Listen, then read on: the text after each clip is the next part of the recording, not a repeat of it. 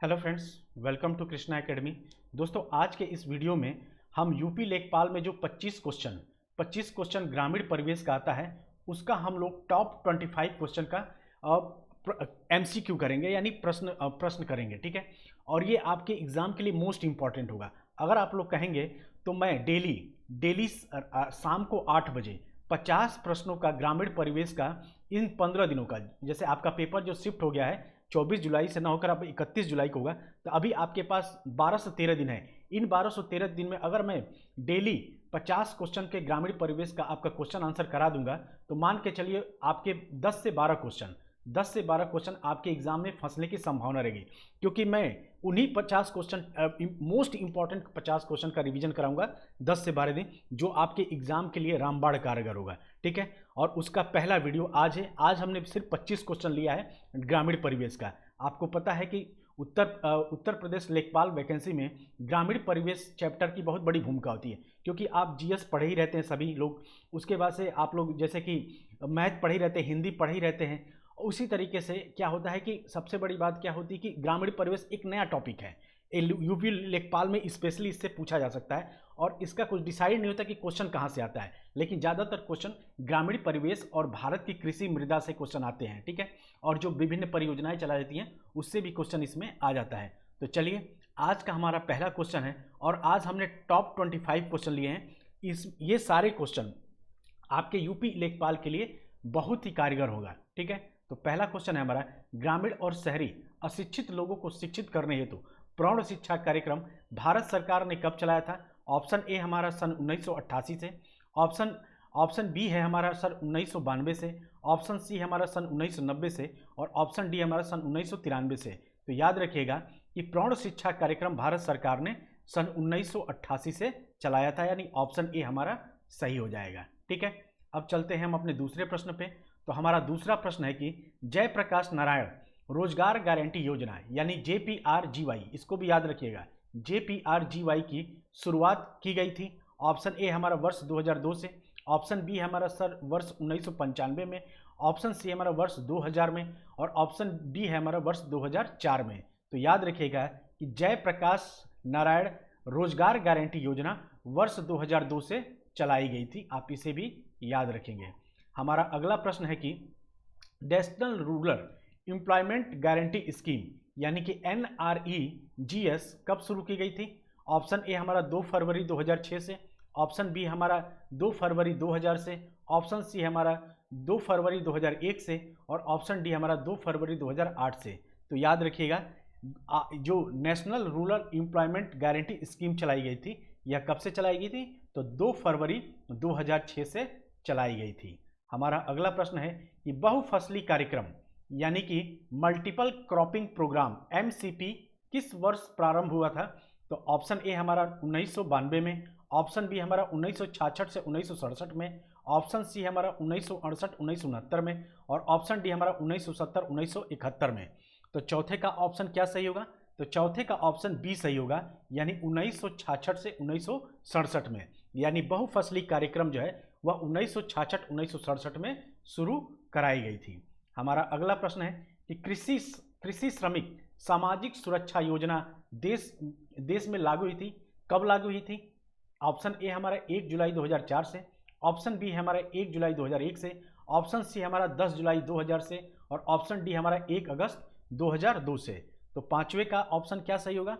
तो पांचवे का ऑप्शन बी सही होगा, यानी कि कृषि श्रमिक सामाजिक सुरक्षा योजना 1 जुलाई 2001 से चलाई गई थी। ये प्रमुख स्कीम है, और इससे एक क्वेश्चन, आज के वीडियो से एक क्वेश्चन आपके लेखपाल में जरूर फंसेगा, तो इसलिए इसको आप लोग नोट डाउन कर लीजिएगा, और मैं इसका PDF भी आपको आंसर सहित भेज दूंगा। ठीक है, और उसके लिए आप हमारे Telegram channel Krishna academy official को जरूर ज्वाइन कर लें।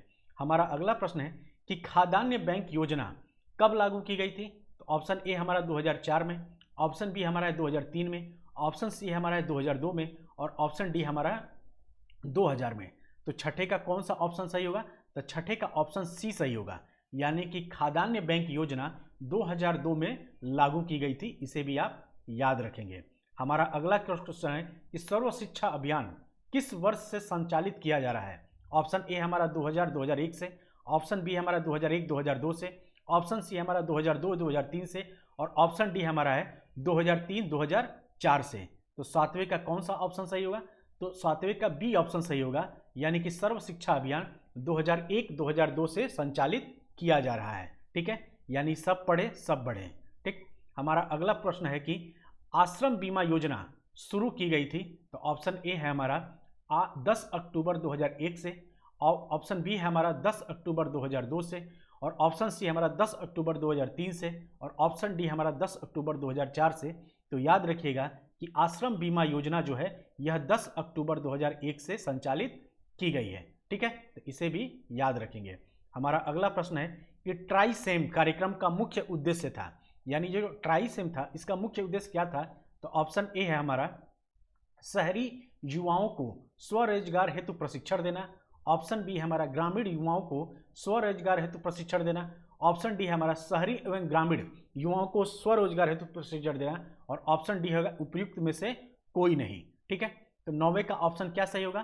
तो 9वें का ऑप्शन जो है, जो ट्राइसेम योजना है यह ग्रामीण युवाओं को स्वरोजगार हेतु प्रशिक्षण देने से संबंधित है। ठीक है, हमारा अगला प्रश्न है कि राष्ट्रीय कृषि और ग्रामीण विकास बैंक नाबार्ड की स्थापना किस पंचवर्षीय योजना अवधि में की गई थी? ठीक है, तो ऑप्शन ए है हमारा 5वीं, ऑप्शन बी है हमारा 6वीं, ऑप्शन सी है हमारा 4थी, और ऑप्शन डी है हमारा 9वीं। तो कौथी योजना में शुरू की गई? तो याद रखिएगा कि 6वीं पंचवर्षीय योजना में शुरू की गई थी राष्ट्रीय ग्रामीण और राष्ट्रीय कृषि और ग्रामीण विकास बैंक यानी नाबार्ड की स्थापना की गई थी। ठीक है दोस्तों, हमारा अगला प्रश्न है कि ग्रामीण क्षेत्रों में रोजगार की दृष्टि से खेती के खाद कौन महत्वपूर्ण कुटीर उद्योग धंधा है? तो ऑप्शन ए हमारा बटेर पालन, ऑप्शन बी हमारा हथकरघा, ऑप्शन सी हमारा सुअर या सुकर पालन, और ऑप्शन डी है हमारा मुर्गी पालन। क्वेश्चन क्या है कि ग्रामीण क्षेत्र में रोजगार की दृष्टि से खेती के बाद कौन महत्वपूर्ण कुटीर उद्योग धंधा है? तो याद रखिएगा हथकरघा है। ठीक है, हथकरघा। ठीक, इस चीज को याद रखेंगे, ये क्वेश्चन आपसे लेखपाल में पूछा गया है, विभिन्न यूपीपीएससी एग्जाम में पूछे गए हैं। अगला हमारा प्रश्न है कि फसलों की जड़ों से पाए जाने वाले सूत्रकृमि यानी नेमटोड को रोका जा सकता है। ऑप्शन ए है हमारा फसल में गेंदा की सतह खेती से, ऑप्शन बी है हमारा फसल चक्र बदलकर, ऑप्शन सी है हमारा कि दोनों ए और बी दोनों के प्रयोग से, और ऑप्शन डी हमारा इनमें से कोई नहीं। क्वेश्चन क्या है कि फसलों की जड़ों से पाए जाने वाले सूत्रकृमि यानी कि नेमटोड को रोका जा सकता है। तो किससे रोका जा सकता है? तो याद रखिएगा कि फसल के गेंदा की सतह खेती से और फसल चक्र बदलकर इन दोनों के द्वारा किया जा सकता है, यानी ऑप्शन सी हमारा सही हो जाएगा। ठीक है, हमारा अगला प्रश्न है कि भारत के किस राज्य में शिशु मृत्यु दर सबसे कम है? तो याद रखिएगा कि भारत में कौन सा ऑप्शन सही हो जाएगा? तो ऑप्शन ए हमारा महाराष्ट्र, ऑप्शन बी हमारा गोवा, ऑप्शन सी हमारा गुजरात, और ऑप्शन डी हमारा केरल। तो कौन सा ऐसा राज्य है जहां पे शिशु मृत्यु दर सबसे कम है? तो याद रखिएगा कि वो शहर केरल है। ठीक है, केरल सर्वाधिक शिक्षित प्रदेश भी है हमारे देश का, इस चीज को भी आप याद रखेंगे। ठीक है, और हमारा अगला प्रश्न है कि भारत में हरित क्रांति ग्रीन रिवॉल्यूशन किस मामले में सर्वाधिक सफल रही है? तो ऑप्शन ए हमारा गेहूं और आलू उत्पादन में, ऑप्शन बी हमारा चाय और कहवा उत्पादन में, ऑप्शन सी हमारा गेहूं और चावल उत्पादन में, और ऑप्शन डी है हमारा ज्वार और अरहर उत्पादन में। तो याद रखिएगा कि जो ग्रीन रिवॉल्यूशन है, हरित क्रांति जो है, वह गेहूं और चावल के लिए वरदान साबित हुआ था, ग्रीन रिवॉल्यूशन। और ये ग्रीन रिवॉल्यूशन कब लाया गया था, ये आप कमेंट करके जरूर बताइएगा। हमारा अगला प्रश्न है नाबार्ड जो एक ग्रामीण विकास के लिए ऋण देता है वह क्या है? एक विभाग है, ऑप्शन ए हमारा एक विभाग है, एक बोर्ड है, ऑप्शन सी हमारा एक खंड है, और ऑप्शन डी हमारा एक बैंक है। तो याद रखिएगा नाबार्ड क्या है? एक बैंक है। ठीक है, और इसकी स्थापना कब हुई थी ये आप कमेंट करके बताइएगा, क्योंकि स्थापना से भी क्वेश्चन पूछ सकता है। ठीक है, हमारा अगला प्रश्न है कि बैंक नोट प्रेस कहाँ स्थित है? ऑप्शन ए हमारा नई दिल्ली में, ऑप्शन बी हमारा जयपुर में, ऑप्शन सी हमारा नागपुर में, और ऑप्शन डी हमारा देवास में। तो याद रखिएगा कि बैंक नोट प्रेस कहाँ स्थित है? तो देवास में स्थित है। इस चीज को आप याद रखेंगे, ये क्वेश्चन आपसे पूछा गया है, विभिन्न एग्जामों में कई बार पूछा गया है। हमारा अगला प्रश्न है कि प्राकृतिक रबड़ के उत्पादन में सन 2000 में विश्व में कौन सा देश अग्रणी था? ठीक है, तो देखिए थाईलैंड है, और अभी भी थाईलैंड ही सबसे ज़्यादा रबड़ उत्पादन, प्राकृतिक रबड़ उत्पादन करता है। इस चीज़ को आप याद रखेंगे। 2012 में भी था और अब भी थाईलैंड ही है। ठीक है, हमारा अगला प्रश्न है कि सबसे पहले पकने वाली अरहर की किस्म कौन सी है? ऑप्शन ए हमारा UPAS 120 यानी उपास 120, ऑप्शन बी हमारा टाइट 21, ऑप्शन सी हमारा पूसा अगेती, और ऑप्शन डी हमारा प्रभात। तो याद रखिएगा कि टाइट 21 जो है यह सबसे पहले पकने वाली अरहर की किस्म है। ठीक है, किसकी किस्म है? तो अरहर की। इस चीज़ को याद रखेंगे। उसी तरीके से हमारा अगला प्रश्न है कि पूसा बोल्ड किस्म है? ऑप्शन है ए है हमारा धान की, ऑप्शन बी है हमारा सरसों की, ऑप्शन सी है हमारा गेहूं की, और ऑप्शन डी है हमारा अरहर की।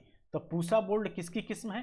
तो याद रखिएगा पूसा बोल्ड सरसों की किस्म है। ठीक है, तो ग्रामीण परिवेश में आपके कृषि से भी संबंधित क्वेश्चन खूब पूछे जा सकते हैं। हमारा अगला प्रश्न है कि महिला समृद्धि योजना का लाभ प्राप्त करने के लिए ग्रामीण महिलाएं अपना बचत खाता खोल सकती हैं। ऑप्शन ए है हमारा किसी भी ग्रामीण विकास बैंक में, ऑप्शन बी हमारा ग्रामीण डाकघरों में, ऑप्शन डी हमारा वाणिज्यिक बैंकों में, और ऑप्शन डी है हमारा उपयुक्त किसी में भी, मतलब उपयुक्त में से सभी। तो याद रखिएगा कि ग्रामीण समृद्धि योजना के तहत महिलाएं अपना बचत खाता कहाँ खोलेंगी?